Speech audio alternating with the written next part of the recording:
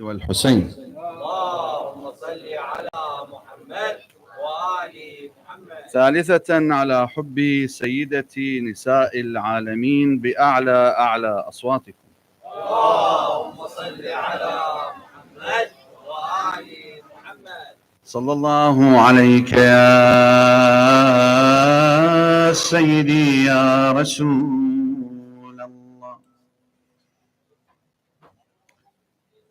صلى الله عليك وعلى آل بيتك المعصومين المظلومين. Salutations upon you, O Messenger of Allah. Salutations upon you and upon your infallible oppressed progeny.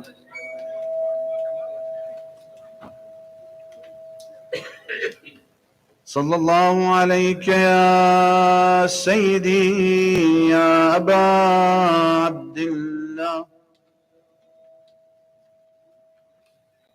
يا غريب يا مظلوم كربلاء. Salutations upon you, O Aba Abdullah al-Hussein,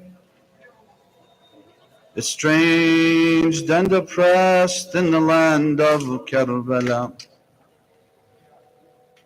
Ya Rahmatallahi al-Wasi'ah, ويا باب نجاة الأمة. يا ليتنا كنا معكم سيدي فنفوز والله فوزا عظيما. O He who is a manifestation of Allah's mercy and salvation, we wish we were with you, for that would be the greatest of victories. Gharib Karbala, all together. Gharib Karbala, Gharib Karbala, estranged on the land of Karbala. Madloom Karbala, all together. Madloom Karbala, Madloom Karbala, oppressed on the land of Karbala. Shaheed Karbala, all together. Shaheed Karbala, Shaheed Karbala, martyred on the land of Karbala. Now let's send our salams to the Imam all together so that he can hear you. So make sure you say it loudly. Assalamu ala al-Husayn wa ala Ali ibn al-Husayn wa ala أولاد الحسين وعلى أصحاب الحسين وعلى الذين بذلوا مهجهم دون الحسين ورحمة الله وبركاته. صلوات.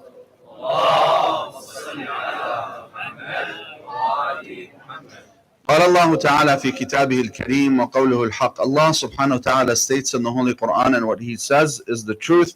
In the chapter of Fussilat, chapter 41, verse 53, Allah says, سنريهم آياتنا في الآفاق وفي أنفسهم حتى يتبين لهم أنه الحق. We will show them our signs in the horizons and within themselves until it becomes apparent to them and clear that He, Allah subhanahu wa ta'ala, is the truth. أَوَلَمْ يَكْفِ بِرَبِّكَ أَنَّهُ عَلَى كُلِّ شَيْءٍ قَدِيرٌ. Is it not sufficient for you that Allah subhanahu wa ta'ala, عفوا, على كل شيء شهيد. Is it not sufficient for you that Allah subhanahu wa ta'ala bears witness upon all things? صدق الله العلي العظيم. آمنا بالله. Brothers and sisters, Assalamu alaikum wa rahmatullahi wa barakatuh. In the last few nights, we were able to uncover important realities that are essential to our very being and existence in this world. We were able to prove Tawheed to ourselves, meaning proving that Allah subhanahu wa ta'ala is the unlimited creator of all things. And we said simply, all we have to do is look at creators. We determine that a creator is greater than that which they create. And so if we apply that universal concept to all of limitation and we ask, what about the creator of all things limited? The answer becomes that he is greater than limitation. And that means that he must be unlimited. Ahsantum. And we said, since he is unlimited, that means he has no flaws, because flaws are limitations, which means he's flawless, which means he's all perfect. Ahsantum. It also means that Allah subhanahu wa ta'ala does not have a beginning, because it is a limit, and he does not have an end, because it is a limit. And that means that he always existed and will always exist. Ahsantum. That also means that Allah subhanahu wa ta'ala is everywhere. He sees all things without the need of an apparatus with which to see, and he hears all things without the need of an apparatus with which to hear. Agreed? If you agree, say I agree. I agree. That also means that since he is unlimited and he is all perfect, it also means that he is all purposeful. Everything he does is for a purpose. Otherwise, to do something without a purpose is considered to be a flaw. Agreed? If you agree, say I agree. I agree. And therefore, since he is flawless, that means he must be all purposeful. Therefore, I have a purpose and you have a purpose. And everything that is in existence that Allah created has a purpose. Not only that, since Allah subhanahu wa ta'ala, the unlimited, the all-perfect creator, chose for each and every single one of us to exist, then that means that we have great value and great worth. Agreed? If you agree, say I agree. And that worth comes from Allah, that I should not need to build my self-esteem based on how others view me. Agreed? If you agree, say I agree. Now that I know this, I can apply this. Am I right? If I'm right, tell me you're right. I also know that since Allah and since he is unlimited and since he is all perfect, in those lonely times when I feel alone in my life, I feel different in my life, I feel that there's nobody like me, no family like mine, right? In reality, I discover that once I prove Tawheed, that Allah's unlimited, I realize that I should never feel lonely or alone, because Allah is always with me. Agreed? If you agree, say I agree. And since Allah created me, and he chose for me to come into this family, to have this ethnicity, to go through this trial and struggle and tribulation, then surely it is good, not bad. Why? Because Allah does not do anything that is bad. How do we know? Because Allah is all perfect. Exactly. And since he is all perfect, and he is therefore all purposeful, he is also therefore all just. Because to be unjust is to oppress. And to oppress is good or bad? Bad. And since Allah is all perfect, he doesn't do anything bad. Agreed? If you agree, say I agree. Therefore, he must be all just. Am I right? If I'm right, tell me I'm right. I love hearing that I'm right. Okay, so now that we've reached this point, we were able to say, all right, so what is our purpose? We said our purpose in life is to fulfill Allah's greatest right upon us. Just as we want to fulfill our parents' right upon us for bringing us into this world, teaching us, raising us, feeding us, teaching us how to talk, how to walk, right? Teaching us how to be polite, teaching us how to go to the bathroom, right?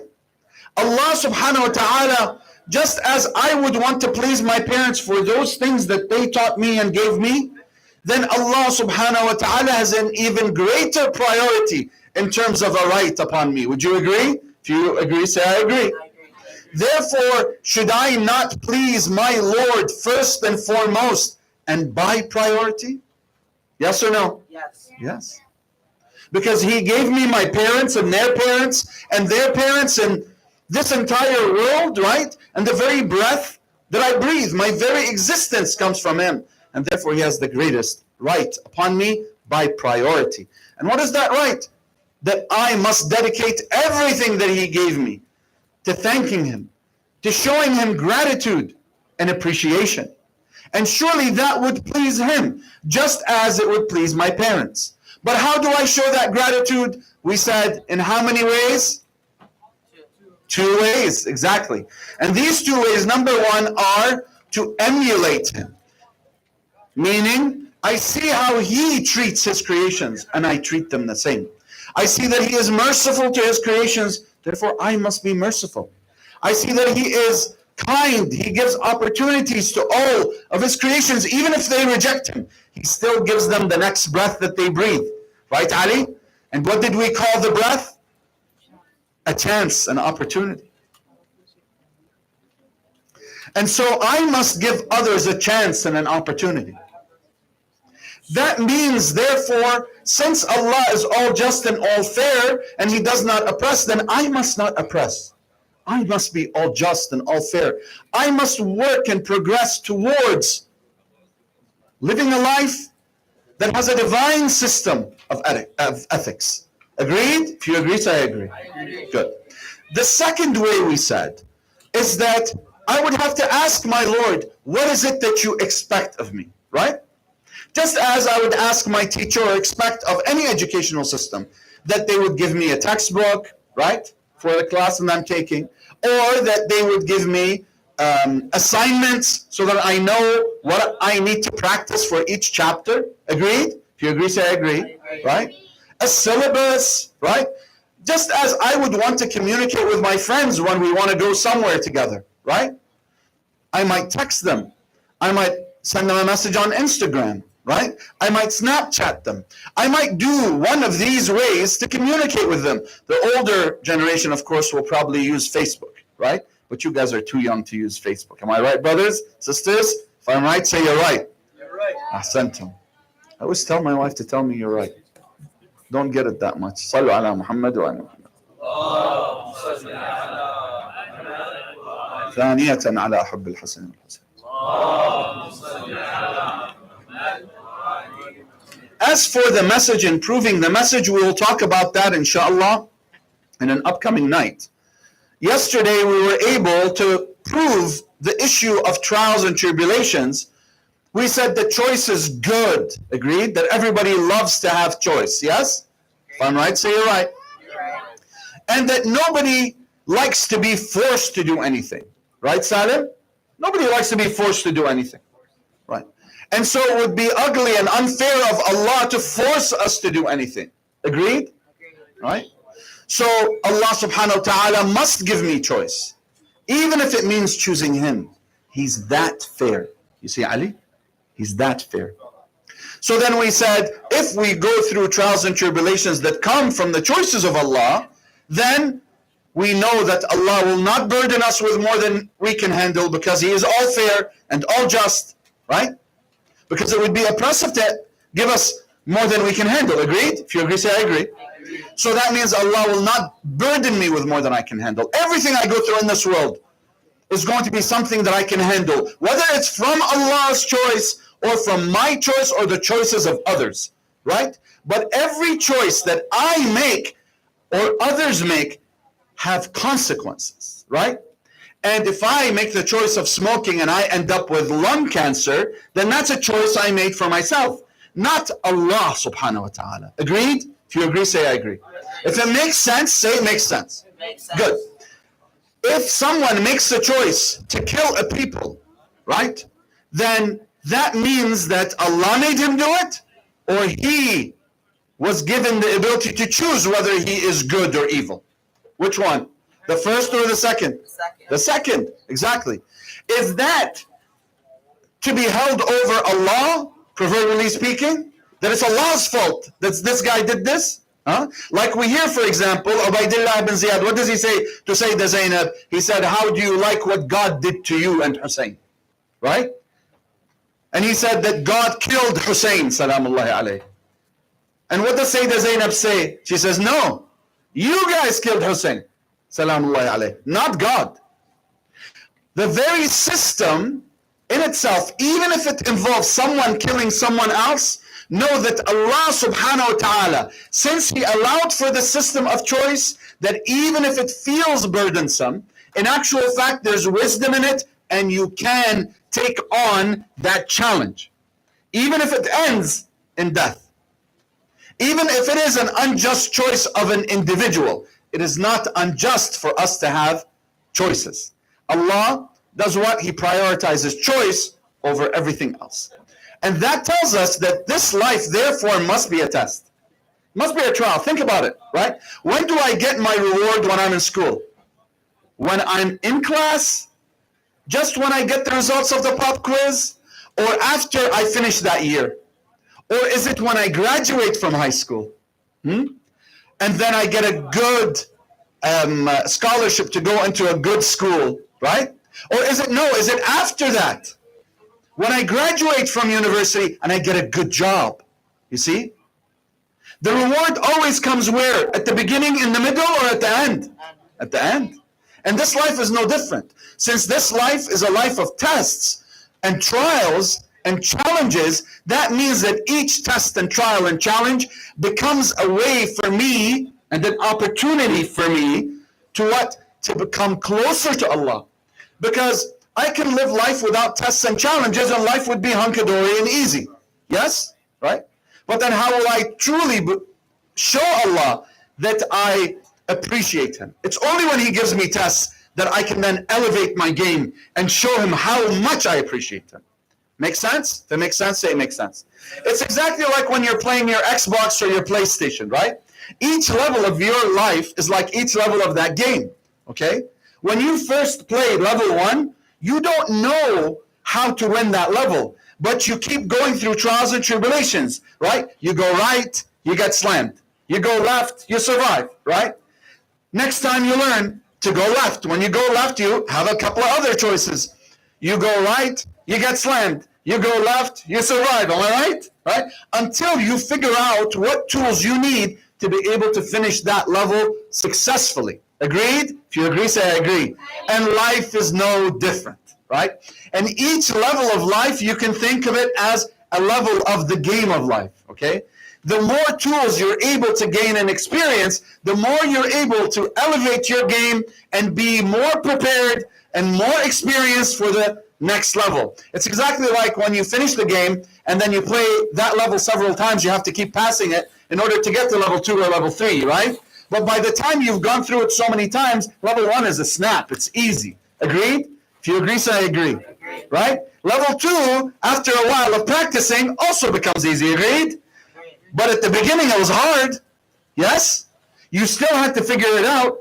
You needed help. You might have also needed a cheat code to kind of, once you get really good, you start discovering the cheat codes. Of course, we're not saying it's halal to cheat. It's haram to cheat. Right? But these are keys that allow you to move to other levels. In Islam, we have keys like dua, right? Supplication, like salat al-rahm, connecting with your near of kin, like giving charity, right?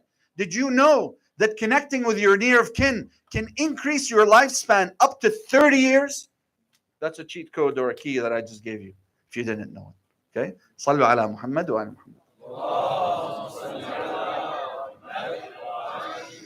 So now we understand then, in life, we're going to go through challenges. Each one of these challenges is what's going to help me show Allah that, look, I love you more. I want to please you more and more. With every opportunity you give me, I'm going to prove that to you, oh Allah. And that's what we do with our parents, am I right? In every stage of our lives. When we're younger, we want to make them happy with us, so we focus on our reading and our writing, right?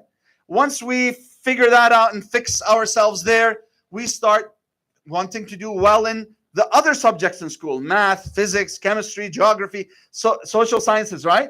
And then when that level is done, now we have the tools that help us in university, right? And then I want to do well in school there as well. Agreed? If you agree, say I agree. Does this make sense to everyone now?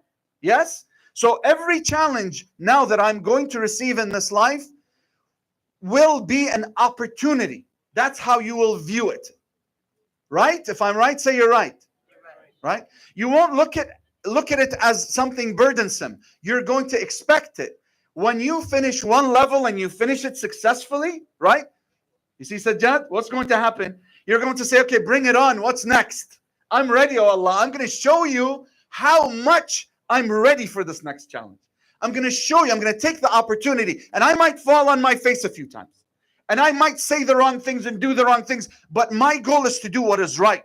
So, oh Allah, place in my path those who will guide me, those who will mentor me, those who will give me the keys that will allow me to move forward faster and stronger so that I can then move on to the next level. Sallu ala Muhammad wa ala Muhammad. I promised you that I would talk to you about chaos, right? And evolution. Today we'll only have a chance to speak about chaos. Tomorrow, inshallah, we'll talk about evolution, okay? So chaos is interesting. Chaos is coupled with coincidence. Now, let me ask you this. When we say something's a coincidence, normally people think of it as though it's randomness, right? Oh, this randomly happened. It was a coincidence. Am I right? If I'm right, say you're right. Right? But in actual fact, if we really think about it, the term coincidence, if we break it down into co and incidence, right? So let's take co, it means together, right? Like cooperation. Operation with co means doing an operation together, right? Doing something together, right? So when an incident happens and there's a co before it, it's coincidence or coincidental. There are several incidents that occur, but they occurred at the same time. This does not mean that it is random. Why? Because we proved that we have a choice when we do something. Agreed? So let's say, for example, Ali leaves his house. And let's say Sajjad and Ali are neighbors. Okay? You leave your house at 5 a.m. Okay? You decide to walk on the, what do you call it? What's the sidewalk? You go right. Okay? Sajjad's house is to your right. Okay? He leaves his house at 5 a.m. exactly as well. By choice, huh? By choice, right? And he decides to walk left. The likelihood of you bumping into each other is what we would call a incident, right? But it's not random, is it? Because random implies that there's no reason or purpose. Agreed? Do you agree? Say I agree. It is a direct result of choice. So then coincidence is not random. Agreed? Agreed. Does it make sense? If it does, say it makes sense. Good. So now we understand what coincidence is, right? Now let's take this idea of randomness. Over the span of the centuries, things that people did not understand, right? They tagged as being random. Let me give you an example, okay? There was this scientist by the name of Robert Brown, Scottish scientist. And he studied pollen and botany and that sort of thing. He was that sort of scientist. So one day he took a bunch of pollen. Everybody knows what pollen is, right? And he dumped it in a beaker that contained water. He looked at it under a microscope, and what did he find? He found that the pollen was moving haphazardly in what looked to be a random fashion. Okay? That's where and when he coined the term, or he came up with this idea that everything goes to chaos, to randomness, unless it is organized, right? And from that we have what would be symbolized as sigma or entropy for those who know the science, okay? Now, what happens after that is Einstein comes along and he says, hang on a second, this doesn't make any sense, okay? Because for something to move, it would have to have a cause, right? Al-Zahra, it would have to have a cause. So what does he say? He says, let me study this. Because remember, it doesn't make sense for something to move, right, unless it had a mover. So he starts to study this phenomenon. What does he uncover? He uncovers that the reason why the pollen was moving was because it was bombarded by water molecules. H2O, right? When all of this compound of two hydrogens and an oxygen bonded together, when they're in a huge amount, they create this liquid called water, right?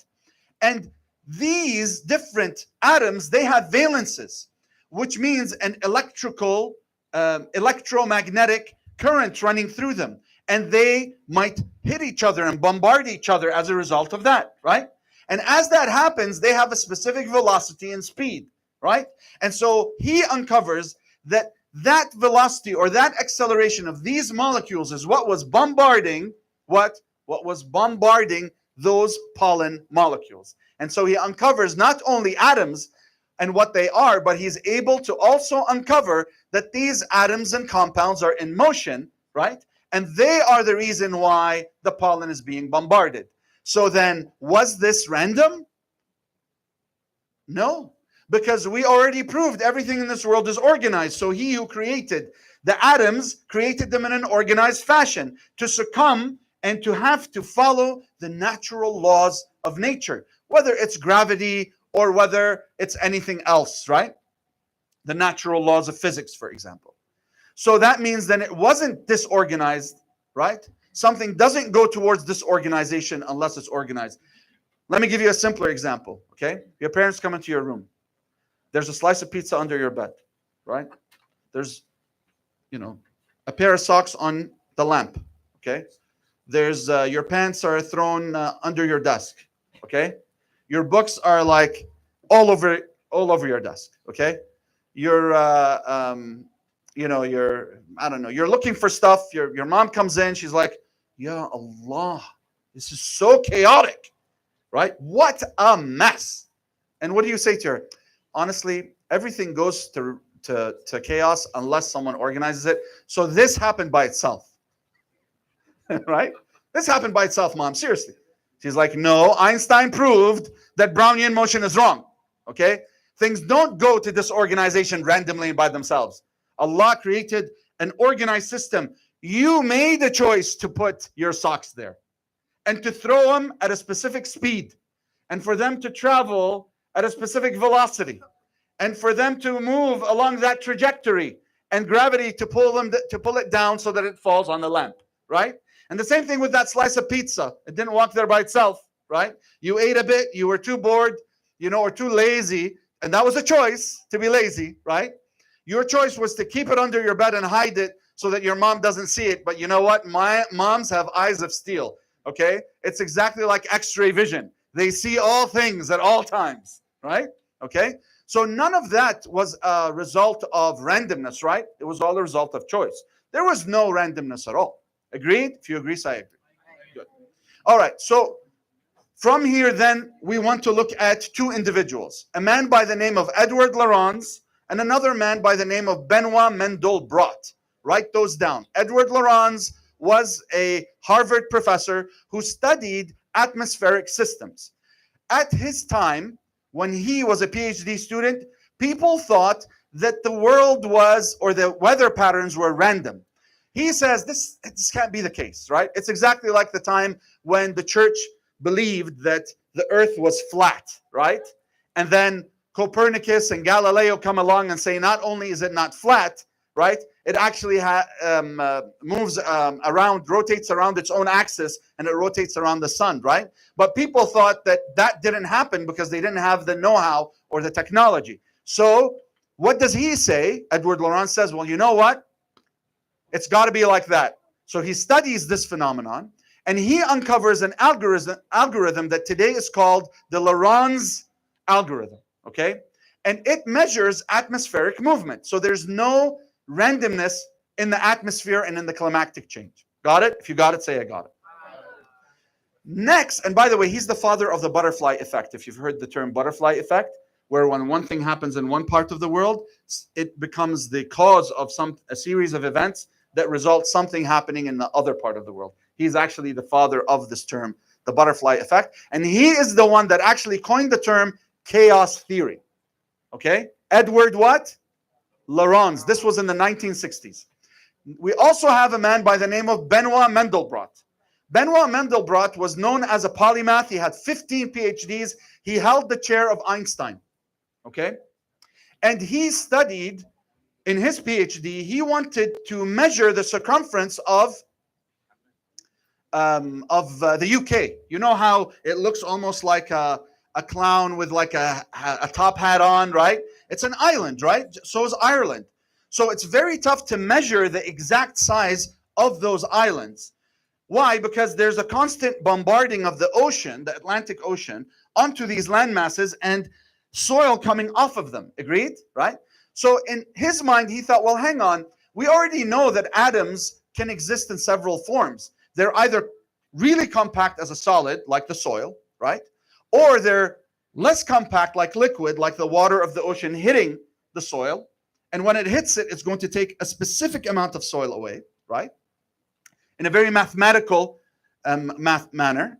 And also we know that there are even looser atoms, and those are gases. Agreed?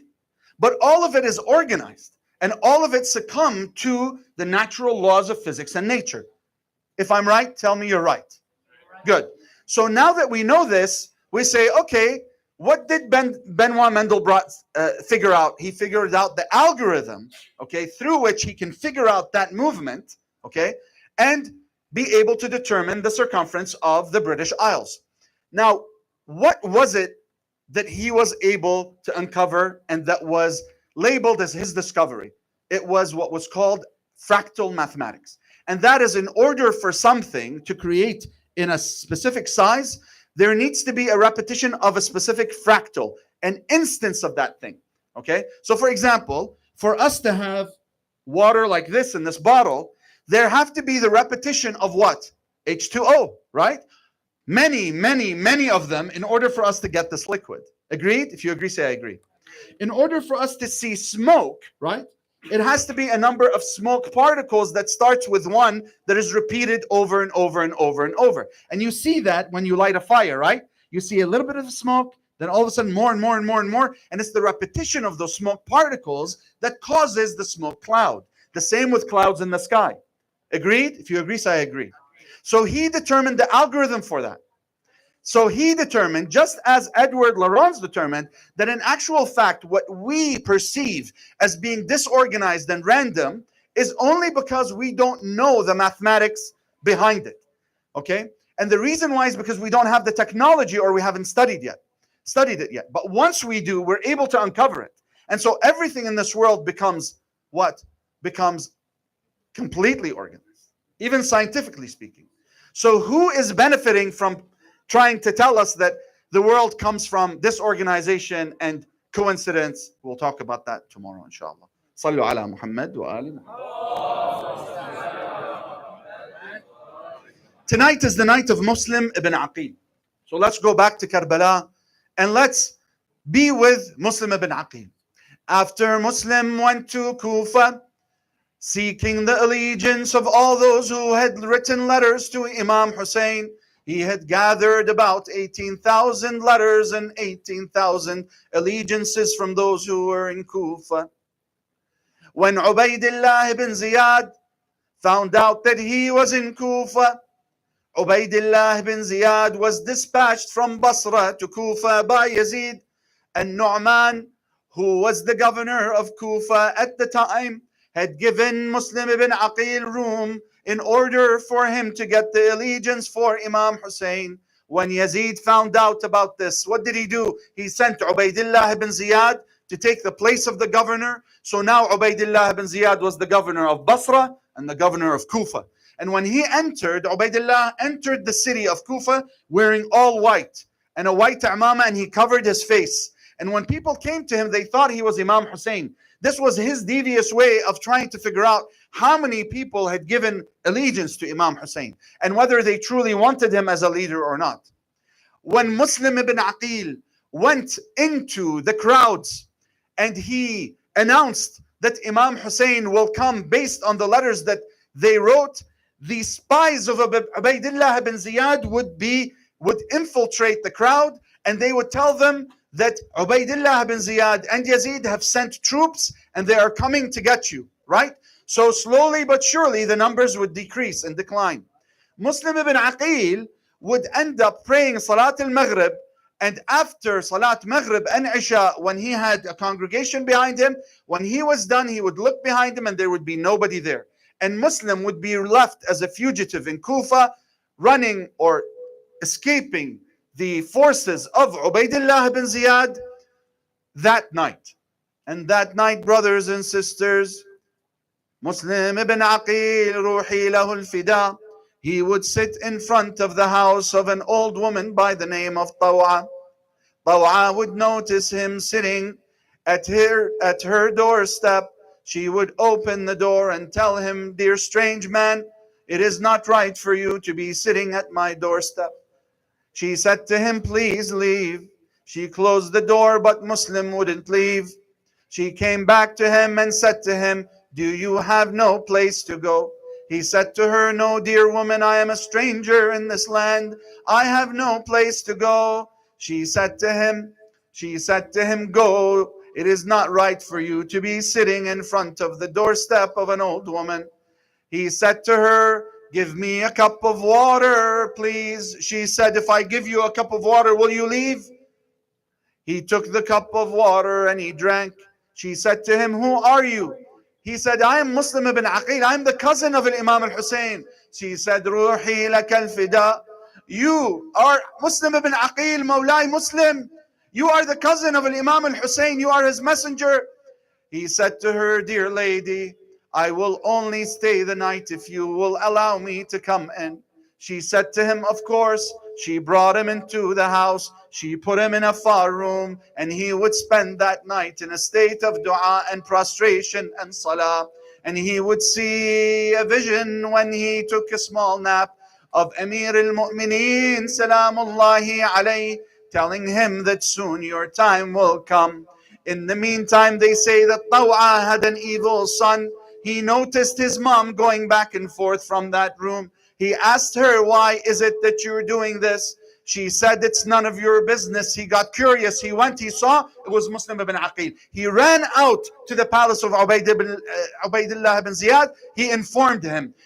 Ubaidillah sent troops. These troops, next thing you know, were at the door of Taw'a. Muslim heard the troops as they were approaching. And so he told the woman, "You have given me all that you can. You have fulfilled our right, O Ahl al-Bayt, upon us, dear woman. Now it is time for me to leave. I don't want you to get hurt. I will do shafa'ah for you on the day of judgment." And as he's leaving the door, they would attack him from the right and from the left. He was a valiant warrior. He would strike them valiantly until he had no more energy. They would surround him. They would hit him with stones until he would fall to the ground. They would tell him, "Listen, if you come with us, we will give you safety and security." He said, "Surely I know you're lying to me." But he had no more energy, and they all jumped on him and tied him up, and they would take him to the palace of Ubaidillah ibn Ziyad. While he was fighting, before they tied him up, one of the opponents would actually strike him on his lip and cut his upper lip. As he approached the palace of Ubaidillah ibn Ziyad, he would see a pail of water and he would say, "Please give me some water to drink." They would argue whether to give him water or not. Finally, they would give him water. Every time he would try to drink Ruhi lahu al-fida, blood would get in the water and he'd spill it. He'd try again and again. Finally, he knew it was not for him to drink water on that day and on that night. He would be taken to Ubaidillah ibn Ziyad. Ubaidillah ibn Ziyad would command for him to be sent up to the roof of the palace, where his head would be struck and he would be thrown from the side of the palace to the ground. When he went up to the top of the palace, they say that he asked to pray 2 rak'ahs from his executioner. He allowed him. And after that, he got up and he raised his hand toward Mecca and he said, "Assalamu alayka ya Aba Abdullah." He sent his salams to Al-Imam al-Hussein, salamullahi alayhi. He knew that this is the last salam that he would give until he would see him in heaven. And sure enough, he would prepare himself for execution, and al-Mal'un ibn al-Mal'una would strike his neck.